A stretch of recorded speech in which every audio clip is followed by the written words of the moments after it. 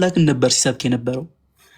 አንድ አምላክነት ብቻ እውነተኛ አምላክ ተመልከቱ። የዘላለም ሕይወትም አንተ ብቻ እውነተኛውን አምላክና ይኸው ሲለየው እና የላከውንም ኢየሱስ ክርስቶስን ማወቅ ነው። አያችሁ ስላሴን እዚህ ጋር ሶስት አካል አብ ወልድ መንፈስ ቅዱስ አንድ አምላክ ብሎ አስተምሯል። የቱ ጋር ይህ እኮ ቀልድ አይደለም ያጀማ። ስላሴ የክርስትና ዶግማ አይደል? የመዳኛና የመጥፊያ መንገድ አይደለ? ሰው ይሄ መንገድ እንዴት ነው? በቃ ልጅም አልመሲህ ከበፊቱ መልእክተኞች በእርግጥም ያለፉ የሆነ መልእክተኛ እንጂ ሌላ አይደለም። ለየስተንኪፈ አልመሲሑ አን የኩነ ዓብደን ሊላህ አልመሲሕ ኢየሱስ እኮ ለአላህ ባሪያ ከመሆን የሚጸየፍ አይደለም። ይህንን ካብራራ በኋላ ነው አላህ ሱብሓነሁ ወተዓላ በአንድነቱ እንድናምን ያዘዘን። በአካል ሶስት በምንነት አንድ መሆናቸውን ሳይነግረኝ እንዴት ነው ሊቀጠኝ የሚችለው? ምክንያቱም ስላልሆነ። ቢሆን ኖሮ ያብራራው ነበር፣ ቢሆን ኖሮ ይነግረን ነበር።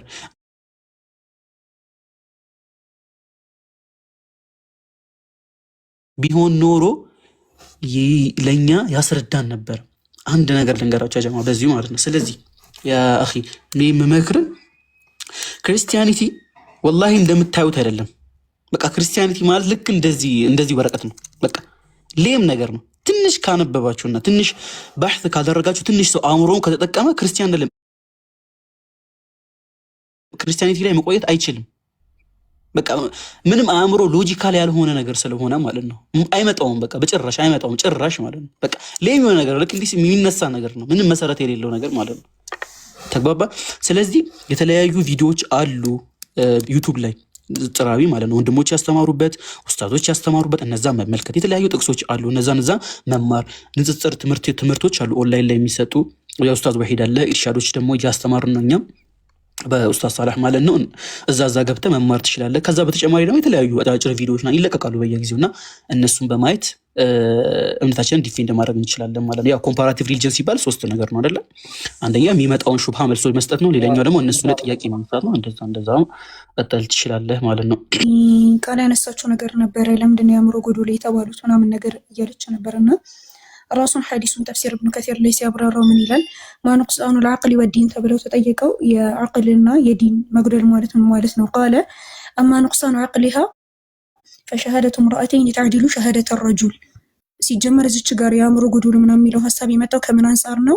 ከምስክርነት አንጻር ነው ማለት ነው። ምን ይላል? አማ ኑቅሳኑ ዐቅሊሃ የአእምሮ ጉድለት ማለት ፈሸሃደቱ ምርአተይን ተዕዲሉ ሸሃደተ ረጁል የአንድ ወንድ ምስክርነት ነው። ሁለት ሴቶች የመሰከሩት ልክ እንደ አንድ ወንድ ምስክርነት ነው። ፈሃዳ ኑቅሳኑ ዐቅል ከምን አንጻር ነው ከተባለ አሁን ብዙ ጊዜ ሴቶች የሆነ ገበያው ላይ ምናምን ነገር እንዲህ እንትኑ ላይ የሉበትም፣ ውጩ ላይ ማለት ነው። እና ብዙ ጊዜ በምስክር ደረጃ የሚያዘው ሁለት ሴቶች የአንድ ወንድ ቦታ ነው የሚይዙት ማለት ነው። እና ከዛ አንጻር ነው እንጂ የሆነ እንትን ለማለት ምናምን ነገር አይደለም። ያው የመርሳት ችግር ምናምን ስላለ ሴቶች ጋር ከዛ አንጻር ነው። ባይሆን እንደውም ምን ይላሉ አንዳንድ ዑለሞች አዕራብይ ሰው ከሆነ ወንድ ሆኖ ማለት ነው ወንድ ሆኖ አዕራብይ ከሆነ ራሱ ጭራሽ ምስክርነት ላይ መግባት አይችልም ይላሉ። ሁለት ሴቶች አሁን መመስከር ይችላሉ አይደለ? ነገር ግን እንዲህ አሁን የከተማ ጉዳይ ላይ ሆኖ አዕራብይ ከሆነ ሁላ ላይ ገባ ይችላል ማለት ነው ጭራሽ ምስክርነቱ ላይ። ነገር ግን ሁለት ሴቶች ግን መግባት ይችላሉ ማለት ነው። ስለዚህ ከጾታ ጋር ምናምን ይሄን ያክል የተያዘ ሳይሆን ሴቶች የመርሳትም ነገር ስላለ ምናምን ነገር ነው። ባይሆን የታለቀ እንዲህ የመጽሐፍ ቅዱስን ጥቅስ የመጽሐፍ ቅዱስን ጥቅስ እስክታወጪው አንዳንድ ሀሳቦች ለመጨመር ያህል ይህ አይነቱ ትእዛዝ የመጣው የምስክርነት ለሴቶች ሁለት ወንዶች አንድ የሆነበት በደኝ ጉዳይ ላይ ነው። ደኝ የሚባለው ብድር ማለት ነው። ልክ ሰዎች ብድር ሊበደሩ ሲሉ ውል ይጻጻፋሉ፣ ሱረቱል በቀራ ላይ እንዳለው ማለት ነው።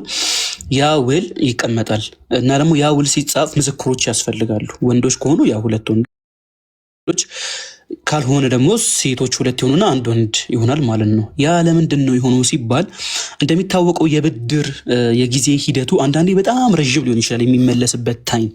በዚህን ወቅት ሴቶች የተለያዩ የሆኑ በተፈጥሮ በሴትነታቸው ሊያጋጥሟቸው የሚችሉ ችግሮች አሉ።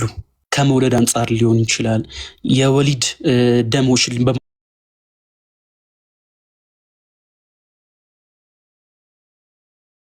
ማየት ሊሆን ይችላል፣ የወር አበባን በማየት ሊሆን ይችላል፣ ልጆችን በማሳደግ አይነት ነገር እሷ ላይ ሊመጣ ይችላል።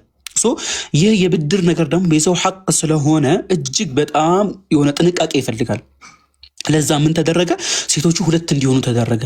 አላህም እኮ በዛውም ሲያብራራ አንዷ ብትረሳ